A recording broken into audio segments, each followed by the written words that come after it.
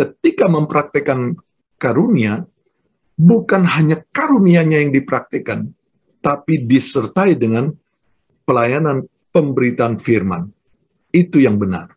Yang disebut karisma mania itu adalah orang yang berpusat pada karunianya.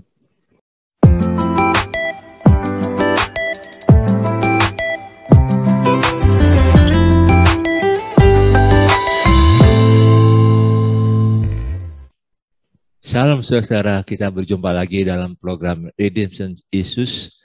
Dan saat ini kita bersama-sama dengan Pak Tommy Lengkong. Shalom Pak Tommy Lengkong. Ya, shalom Pak Andi. Ya, shalom untuk seluruh pendengar atau yang menyaksikan podcast ini ya. Ya, puji Tuhan Pak ya, kita selalu diberkati Tuhan dan dapat kasih karunia Tuhan tiap-tiap hari Pak ya. Ya, betul. Dan penyertaannya sungguh berarti dalam hidup kita. Puji Tuhan. Betul, puji Tuhan. Nah, saat ini saudara, kita karena Redemption Issues ini membahas tentang isu-isu yang ada di masyarakat, dan kita membahasnya dari sudut pandang firman Tuhan, dari sudut pandang Alkitab. Dan saat ini kita ingin membahas dengan topik karisma maniak. Apa itu karisma maniak? Karisma itu adalah karunia-karunia Roh Kudus, dan ada suatu polarisasi yang terjadi di saat ini dalam gereja. Ada yang merasa, wah ini orang-orang yang punya karisma karunia Roh Kudus yang spektakuler, yang mujizat, yang ada tanda-tanda dan ajaib. Yang ini karisma yang ya biasa-biasa saja lah, yang nggak perlu menonjol, yang ya jadi orang biasa. Seolah-olah orang-orang yang punya karisma tertentu seolah-olah lebih rohani, lebih hebat. Padahal Alkitab katakan bahwa semuanya itu saling melengkapi. Memang ada yang diberikan yang lebih, ada yang diberikan yang hal-hal yang spektakuler, tapi ada juga yang diberikan yang saling mendukung satu dengan lain. Tapi itu saling melengkapi. Dan sebetulnya kita ingin bahas bersama-sama Pak Tommy Lengkong tentang karisma maniak. Silakan Pak Tommy membahasnya. Ya, Bapak Ibu dan saudara-saudara, dalam Redemption Issues ini satu tema yang sebenarnya ini sudah berulang-ulang ya, dan ini adalah hal-hal yang selalu dibicarakan kalau berkaitan dengan masalah karisma. Sebelum kita lebih lanjut, sebenarnya kita perlu memahami tentang bagaimana karisma itu. Memang seperti yang disampaikan oleh Pendeta Andi tadi, bahwa yang disebut dengan berkarisma ini adalah seperti orang-orang yang dipakai Tuhan secara luar biasa, ya. Lalu karismanya itu ada dia melayani dengan berbagai macam hal yang spektakuler ya, sehingga orang-orang seperti ini sangat menjadi terkenal karena ia mempunyai karunia yang khusus seperti itu dan berbeda dengan orang yang lain. Nah, kalau kita membicarakan tentang karisma ini, tentunya kita tidak mencari mana yang salah, mana yang benar. Tapi kalau kita melihat dalam kacamata Alkitab, artinya melihat dengan cara Alkitab melihat, cara kita melihat dari firman Tuhan, maka kalau kita berbicara tentang karisma, basic understanding-nya itu adalah orang yang berkarisma ini, orang yang mempunyai karunia ini adalah basicnya dia diberikan karunia oleh Tuhan. Jadi karunia itu berasal dari Tuhan. Itu basic understanding-nya. Jadi kalau kita berbicara tentang bagaimana orang mempunyai karisma, dia harus menempatkan diri bahwa yang memberi karunia itu, karunia roh itu adalah Tuhan. Jadi itu dari Tuhan. Ya. Bukan karena dari dirinya, bukan karena kehebatannya. Ya. Nah, kalau kita lihat, memang orang-orang yang mempunyai karisma ini di masyarakat atau di di gereja juga, fakta yang kita lihat adalah orang-orang berkarisma ini memang orang yang melebihi orang lain.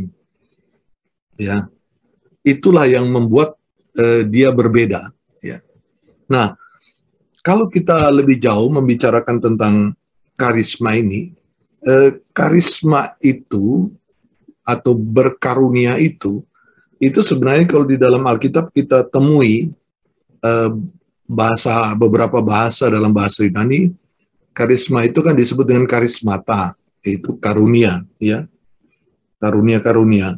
Bisa juga disebut dengan sebenarnya yang disebut dengan domata. Domata ini adalah pemberian-pemberian atau karunia.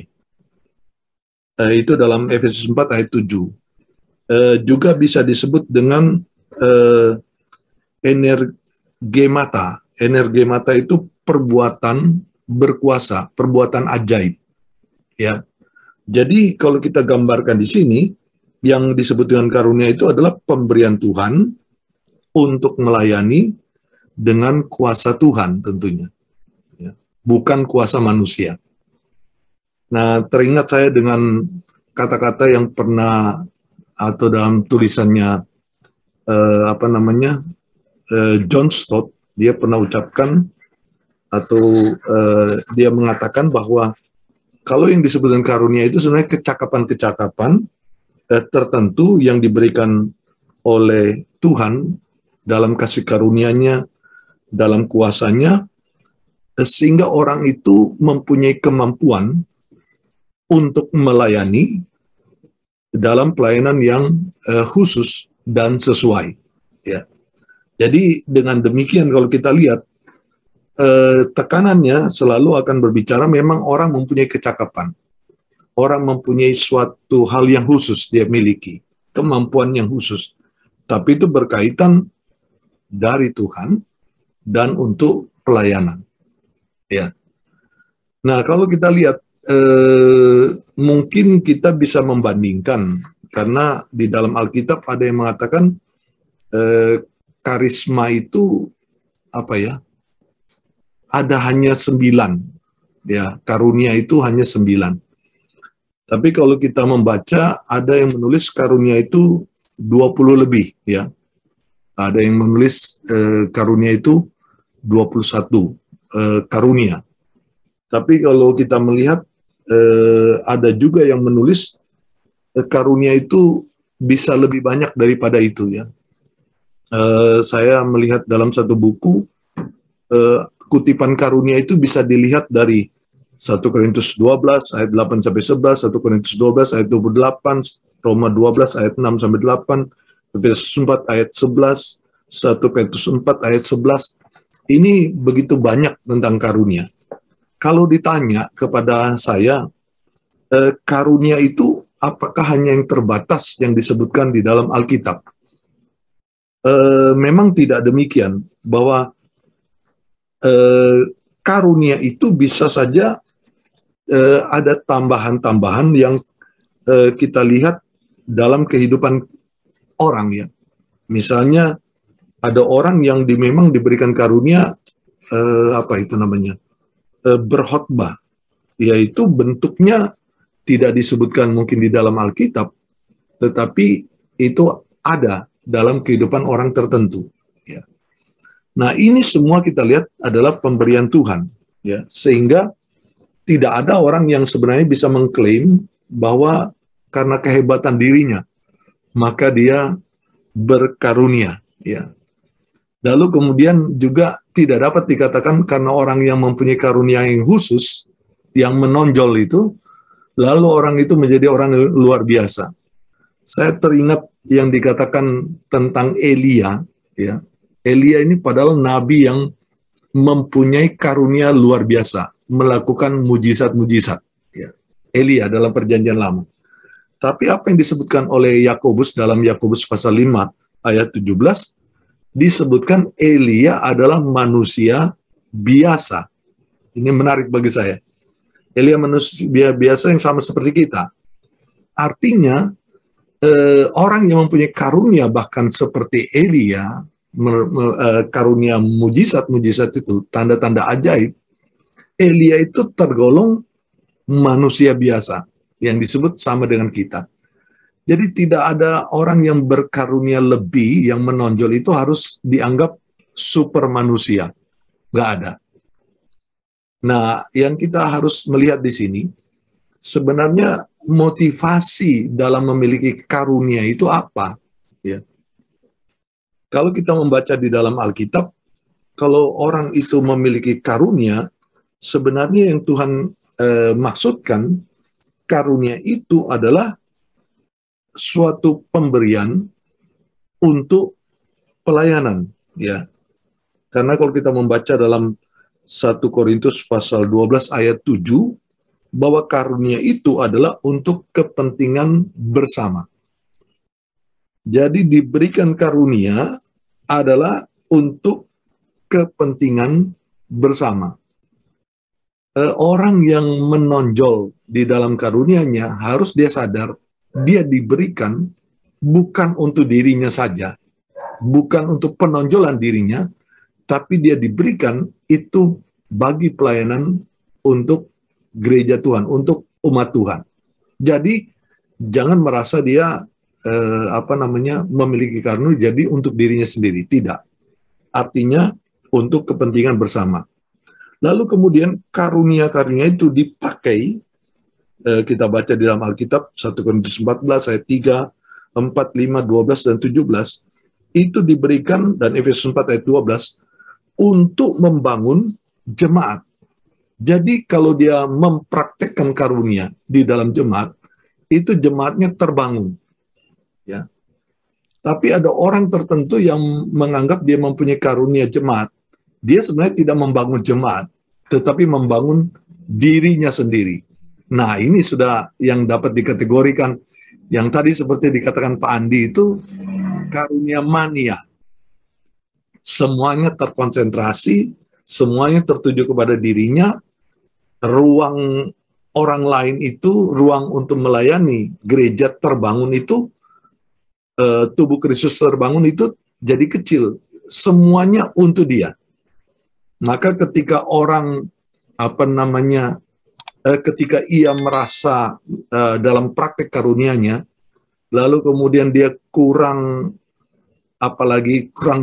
merasakan kuasa dalam dia mempraktekkan karunia itu mulai makin menurun, dia akan mencari cara bagaimana supaya dia tetap memiliki sesuatu yang supaya sampai kepada dirinya tetap orang yang hebat, seperti begitu. Padahal tidak demikian. Jadi kalau karunia itu diberikan, sekali lagi, tujuannya adalah membangun bersama, membangun jemaat Tuhan. Nah, inilah yang sebenarnya kita lihat di dalam Alkitab, harusnya dalam mempraktekkan karunia, itu adalah karunia yang benar-benar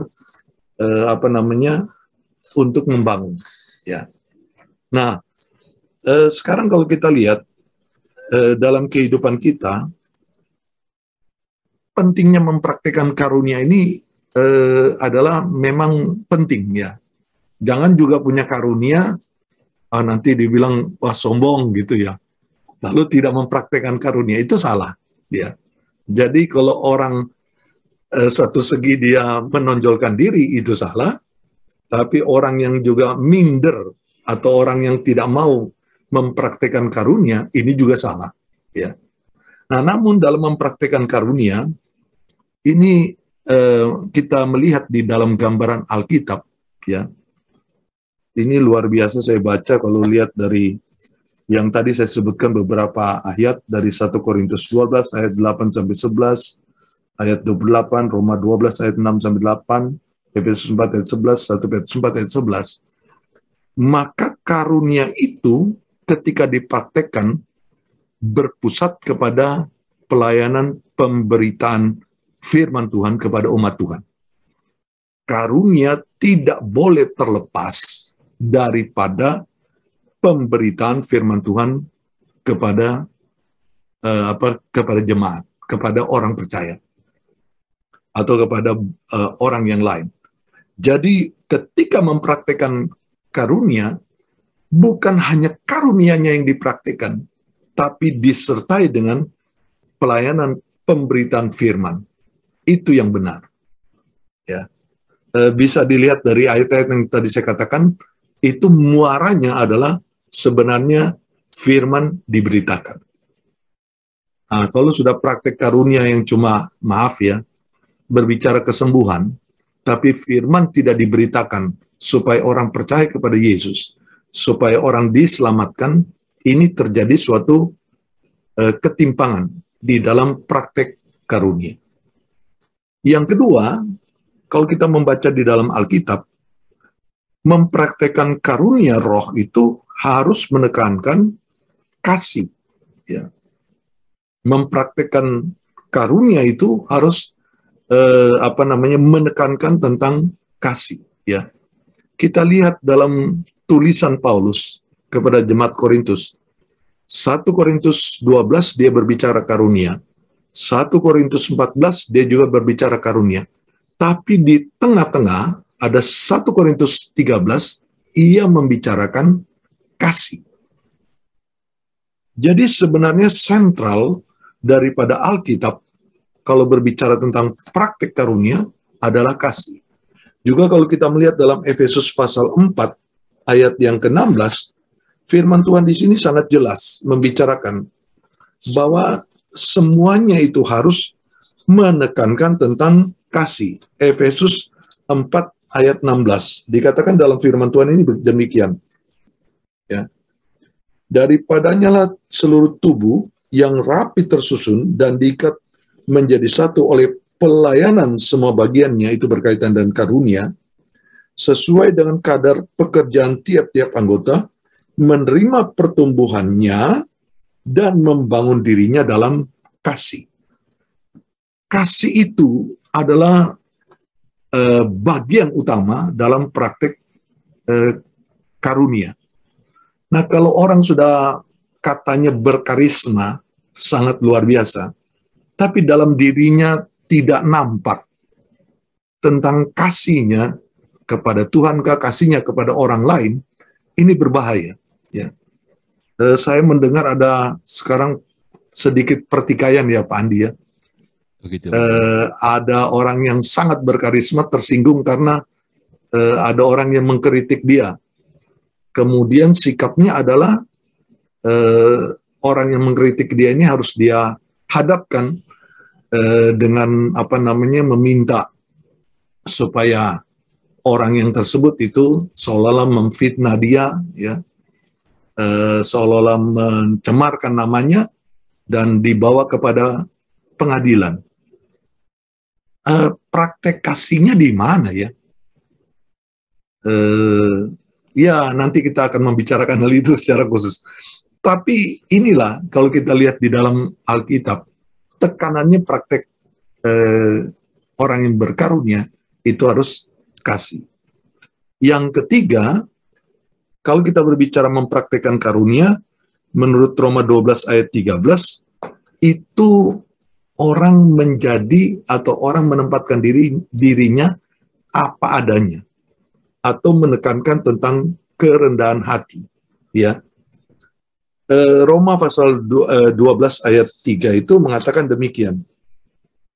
Berdasarkan kasih karunia yang dianugerahkan kepadaku, aku berkata kepada setiap orang di antara kamu, janganlah kamu memikirkan hal-hal yang lebih tinggi daripada yang patut kamu pikirkan, tapi hendaklah kamu berpikir begitu rupa, sehingga kamu menguasai diri menurut ukuran iman yang dikaruniakan Allah kepada kamu masing-masing. Baru kemudian selanjutnya dia membicarakan tentang karunia. Tetapi jelas di sini dalam firman Tuhan ini itu tidak memikirkan hal-hal yang lebih tinggi, ya, tidak menyombongkan diri, ya. Tapi apa yang ada pada kita, menguasai diri kita, itu yang harus ada dalam kehidupan kita. Jadi tadi Pak Andi mengatakan tentang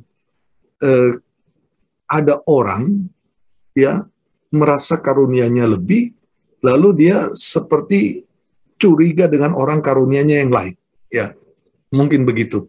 Atau merasa dia tidak boleh tersaingi karena ada orang yang berkarunia lain yang juga mungkin menonjol. Ya. Harus bersikap rendah hati. Jika orang berkarunia mempraktikkan karunianya, orang berkarisma mempraktikkan karunianya, tanpa kasih, tanpa kerendahan hati, maka tujuan untuk karunia itu diberikan, itu terhalangi, bahkan dengan tanda petik ya, itu gagal. Itu gagal, karena apa? Tidak akan membangun jemaat, malah itu akan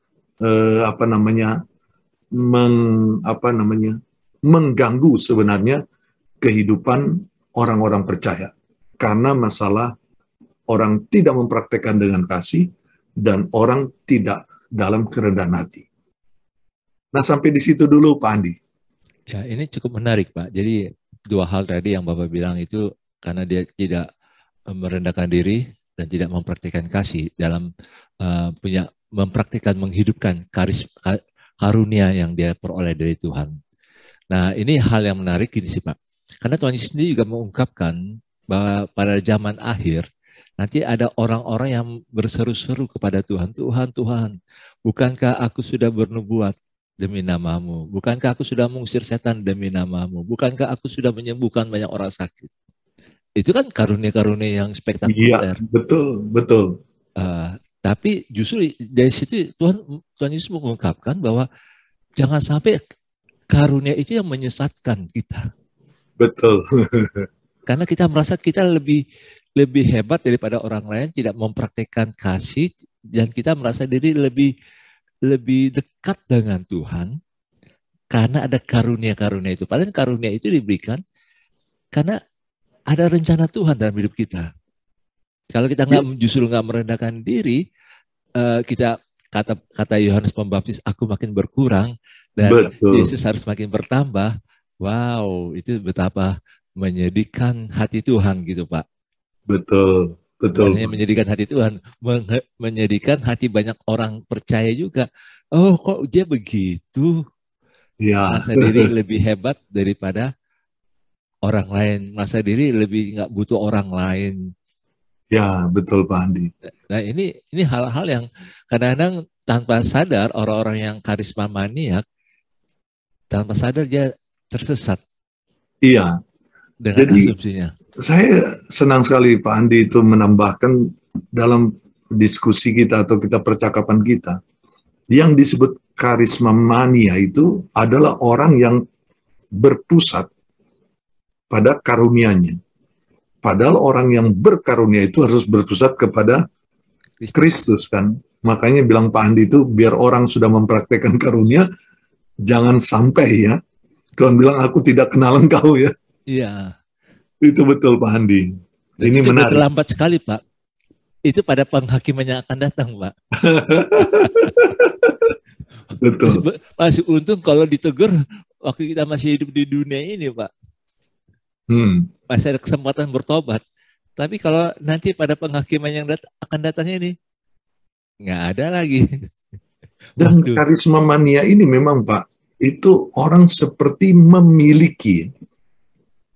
Karunia itu dimiliki, sehingga seolah-olah itu milik pribadi. Ya. Area private dalam hidupnya.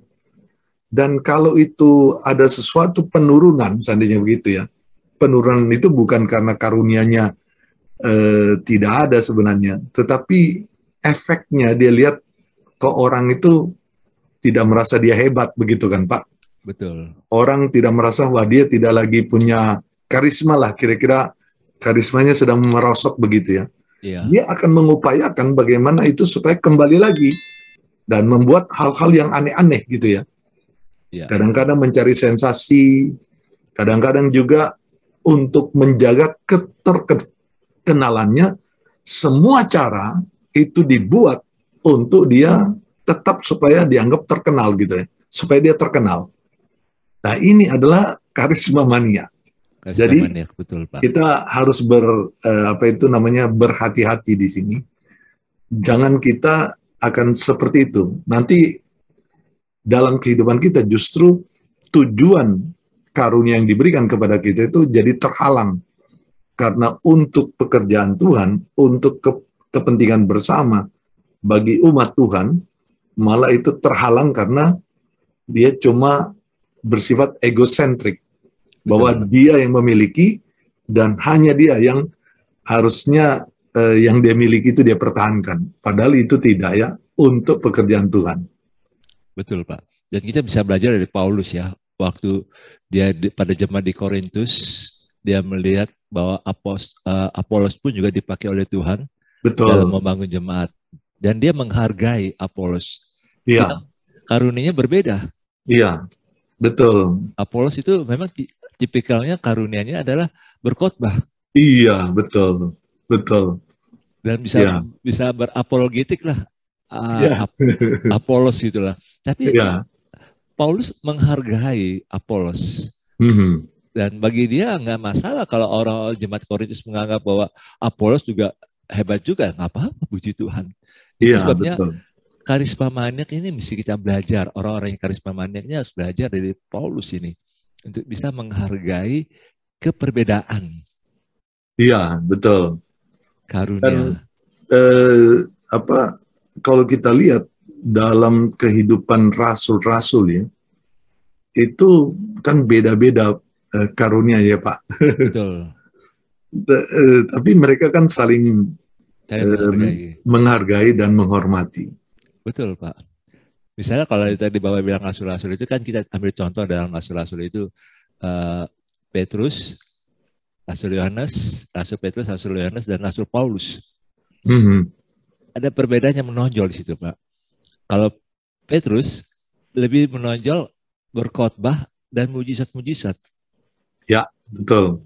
Siapa yang bisa menyangkal mujizat yang Tuhan buat melalui Petrus? Bayangannya saja lewat orang sembuh. Sapu tangannya saja berkuasa, Pak ya. Kalau sapu tangan Paulus, Pak. Paulus, maaf. Kalau Petrus bayangannya aja lewat. Kayak anginnya aja lewat itu sembuh orang itu. Iya, betul. Maaf. Ya, Petrus betul. Petrus. Nah, kalau Paulus lebih kuat di pengajaran dan misi.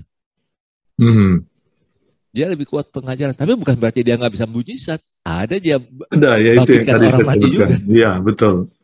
Ada dia bangkitkan orang mati. Banyak juga orang yang dia sembuhkan, tapi bukan itu yang menonjol bagi dia. Dia lebih suka bagaimana menanamkan nilai-nilai firman Tuhan dalam jemaat sehingga itu menjadi dasar bagi jemaat untuk bertumbuh. Setelah itu dia pergi ke tempat lain untuk membangun jemaat di tempat lain lagi. Itulah Paulus, tipikalnya Paulus. Yohanes, lain lagi Rasul Yohanes. Dia lebih cenderung ke profetik, bernubuat. Makanya Tuhan percayakan kitab Wahyu itu kepada Rasul Yohanes karena punya ciri khas dalam profetik. Apakah tiga-tiganya ini kita harus pertentangkan? Betul. Memang sempat ya Pak, Petrus melihat Yohanes ya, dalam Yohanes pasal terakhir itu, yang seolah-olah kok Petrus itu dihadapkan dengan salib. Salib, sedangkan Yohanes itu seolah-olah dibiarkan sampai kehidupannya gitu ya, dia hidup gitu ya. Tapi di situ kan bukan berarti Petrus tidak menghargai Yohanes. Betul. Justru setelah Roh Kudus dicurahkan kepada rasul-rasul ini, kita lihat dalam pelayanan mereka itu luar biasa ya. Artinya masing-masing dengan karunia-Nya melayani Tuhan. Itu yang kita lihat. Nah ini mungkin perlu jadi contoh Pak dalam dunia sekarang nih Pak. Betul. Kita berbeda. Saya dengan Pak Andi itu karunianya beda ya. Nggak usah dibuka Pak, nggak usah dibuka. Tapi istimewa ya, Tuhan mempertemukan dan kita bisa melayani bersama dan saling melengkapi. Dan itulah yang membahagiakan kita, karena kita sama-sama di ladang Tuhan. Ada pendeta yang sudah meninggal pernah bicara dengan saya begini. Ya, memang ladang Tuhan selalu kekurangan pekerjanya. Tapi begitu dikirim pekerja di dalam satu ladang pelayanan, itu pekerjaannya saling berkelahi katanya. ini memang saya bilang dari satu segi hal yang memprihatinkan ya. Betul, betul. Jadi kalau ada perselisihan di ladang Tuhan itu Pak, di satu komunitas, di satu gereja, berarti itu ada karisma maniak ya Pak ya? Ada. Bisa terjadi seperti itu karena orang yang tadi kalau kita sebut karisma maniak itu adalah orang yang mempertahankan supaya dia tetap dianggap orang yang mempunyai karisma lebih menonjol daripada yang lain gitu loh. Betul. Sehingga dia mengganggu sebenarnya. Tapi bagaimana menurut Pak Tommy? Kalau ada karisma maniak, apakah juga ada unsur karisma fobia, Pak? Ada, yang tadi saya sebutkan, ada orang yang justru tidak mempraktikkan itu salah satu karena fobia ya terhadap saya orang biasa dan seterusnya. Tapi ada orang yang juga fobia terhadap karunia karena dianggap karunia-karunia yang yang istilah Bapak tadi spektakuler itu sudah hilang ya. Seolah-olah tidak lagi seperti itu. Kalau kita membaca Alkitab sebenarnya tidak demikian ya. Yeah. Karena Allah dalam maha kuasanya dia tetap bisa melakukan keajaiban dan keajaiban itu bisa dia memakai hamba-hambanya bisa. Betul. Karena itu kan berpatokan kepada ada satu ayat yang mengatakan bahwa seolah-olah sudah berakhir karunia yang seperti itu. Dalam Markus 16 ayat 17-18 sangat jelas bahwa janji-janji dalam perjanjian baru itu akan sampai kepada masa Kristus datang kedua kali. Ya, Markus 16, 17, 18. Jadi masih ada tanda-tanda ajaib seperti itu. Masih ada tanda-tanda ajaib Pak ya, yang memang. Ya. Jadi kita nggak boleh karisma maniak, nggak boleh juga karisma fobia. Fobia, ya. Karena ya memang gara-gara yang punya karisma mania ini Pak, ya membuat orang itu jadi jengkel dengan praktek-praktek karisma ya. Praktek-praktek orang yang mempraktikkan karunia, sehingga orang melihat itu berlebihan, maka terjadi penolakan sebenarnya. Jadi penolakan. Ya, memang ada yang tadi Bapak bilang itu yang seorang teolog, tapi dia seorang pengkhotbah juga yang menganggap bahwa itu saya sebut aja namanya karena dia hidup pada abad ke-17 Pak, pada abad ke-18, Benjamin Whitfield. Dia pengkhotbah yang luar biasa di Amerika itu dan dia membawa api kehidupan rohani. Tapi dia lebih cenderung kepada khotbah saja dan teologi yang membangun. Tapi dia nggak jadi dia menganggap kayak tadi Bapak bilang itu. Tapi bagaimanapun juga saya pribadi saya menghargai dia karena dia membawa api kehidupan rohani juga di Amerika. Iya. Benjamin Whitfield itu Pak. Jadi saya lihat ini orang yang bagaimanapun juga kita jangan lihat perbedaan itu. Tapi kita lihat bagaimana api Injil itu tetap diberitakan.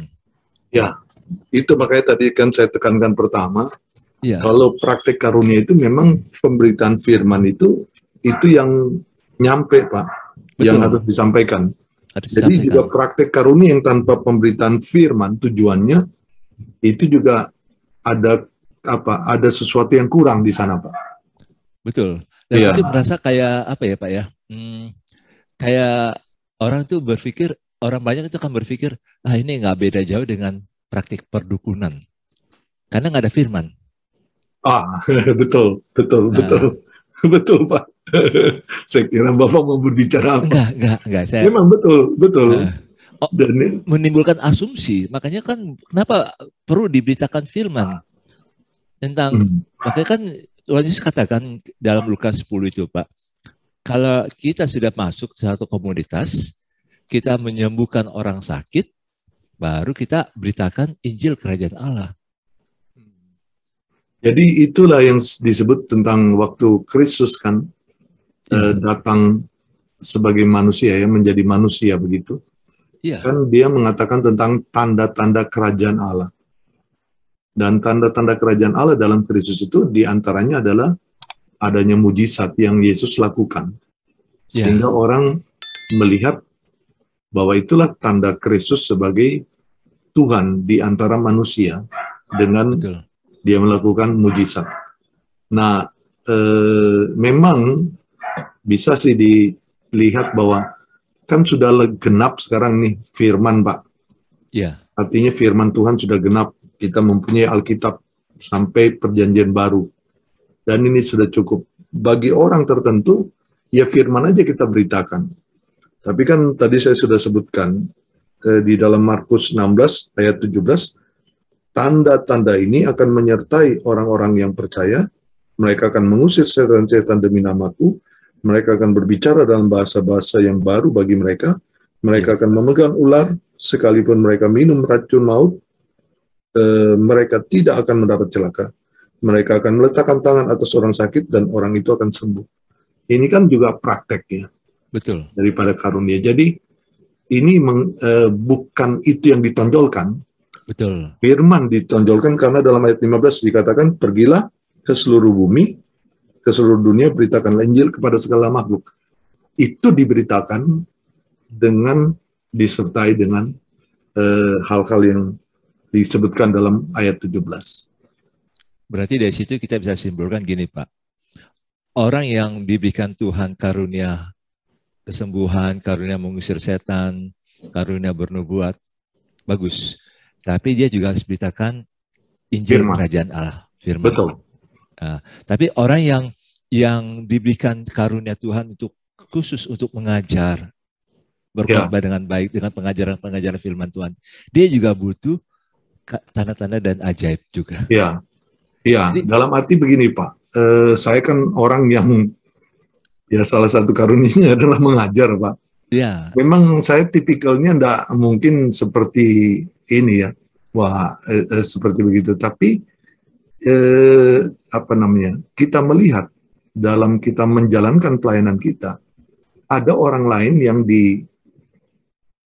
ditambahkan dengan kita ya, atau orang lain bersama-sama dengan kita yang mungkin dengan karunia-Nya seperti itu, Pak. Iya. Jadi kita dilengkapi sebenarnya dalam pelayanan kita. Nah, ini kalau ini berjalan betapa indah ya, Pak ya. Pemberitaan firman disampaikan, ada juga orang yang melakukannya, tapi tujuannya utamanya adalah firman diberitakan. Betul. Firman diberitakan, Pak. Itu yang paling penting sehingga kita tidak menonjolkan karunia kita, betul.